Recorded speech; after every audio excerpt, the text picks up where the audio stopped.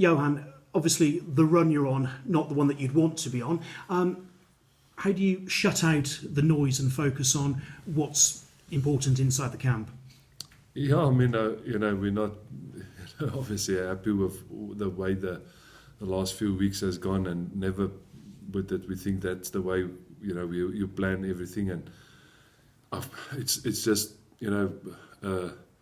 so pity, because you look at the session we just had and the commitment the players put in, and the players are fit and they train with a lot of intensity and commitment and etc. And obviously on a Saturday or Sunday we don't get the reward for that. And there's a few areas, a few discipline penalties at crucial stages, set piece at the consistency, and miskien our balance between the kicking and the running and so on. So we can just keep working on those areas. We obviously addressed that during the week. We had quite an intense look at the penalties we gave away and said, let's, don't give those soft penalties away. And we looked at our set piece again in depth. I felt our lineouts were good on the weekend. There was only one scrum that was probably 50-50, and the others were decent. And so we're going to not stop working, and that's how you fix it. You keep working on those things. But then, mentally we work a lot off the field by, making sure we keep the belief in what we want to do, keep talking to the leaders and everybody that we are doing the right thing. So you've got a bit of self-investigation as coaches as well, and you look, are we addressing the things that need to be addressed?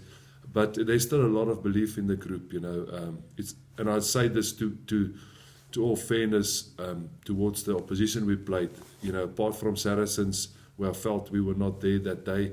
We were not outplayed by any other opposition really, where they came and scored 5-6 tries and we only 1 or 2 tries, and we were not in the contest. We were in all the games in the contest. So it's small margins and things that we have to fix, but that's unfortunately the difference between winning and losing. Small margins, as you say. You talked about leaders within the group. How much are you just missing the leadership of the Willie Hineses, and also who's the lad from Leicester? Second row. Ed Slater. Ed Slater, yeah. The leadership of Willie Hines and Ed Slater, because obviously, the Ben Morgans of this world still learning, if you like, leadership. No, I mean, it's to be fair to Willie, he was, he's a great leader, and he's the captain of the club, and he does have a lot of experience, but there's still enough experience for me in the group to lead the team and to make good decisions on the field, and we just have to get that balance right and stay calm. Even when we Montpellier only 3 points behind this week, only 1 point behind, stay calm, be all be collective in what we want to achieve and do, and then don't have that moments where we almost lose the ball, or that one maybe bad pass, one scrum or one line out. So that's the challenge for the current leaders, for Franco Mostert, for Ben Morgan, for Danny, for Ludlow, for all the players who's been a Billy 12-3s, all those guys who've been around the block for a number of years. And then obviously this week, and not just this week, but the last few weeks, you do tap in, or even the injured players, everybody contribute in a positive way, either through individual meetings with the forwards or the backs, or collectively. Willie had great conversations with the coaches this week and with the players, and he's contributing as much as he can while he's injured.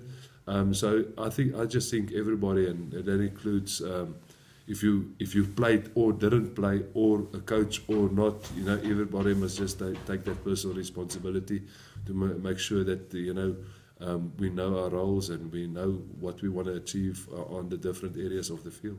And how much bravery does that take when things aren't going well, to stick to the game plan and to take the decision which you've wanted people to take over the last 2.5 years since you've been here, rather than sort of going back into their shell? No, I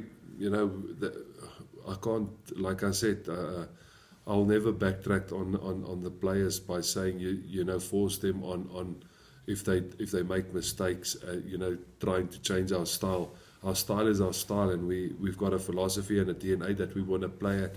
But in that, you know, obviously that's where we have to be brave to make good decisions and get that balance right. Where's the pressure? Is the pressure on us? Is the pressure on them? Do we've got you know, the momentum, or we're not got the momentum? So there's a few principles in the game that rugby will never change, and that's obviously start with the first principle of the game is looking after the ball and going forward, and that will obviously then determine a lot of the next things, and that's where they must be brave and keep believing in our shape, and they believe in our shape because we create a lot of opportunities, and then in that also recognize when teams adapt to that, and like we saw on the weekend with Danny Kerr, tried to catch Danny off set piece and tried to put pressure on, you know, to have that plan B in place, to have an alternative, and that's a collective effort and buy-in, and I do believe the players is not far away from that. Obviously, with losing, there comes a bit of more pressure, and you try to fix sometimes things, you know, on your own, and that's where we have to keep believing in things that we want to achieve.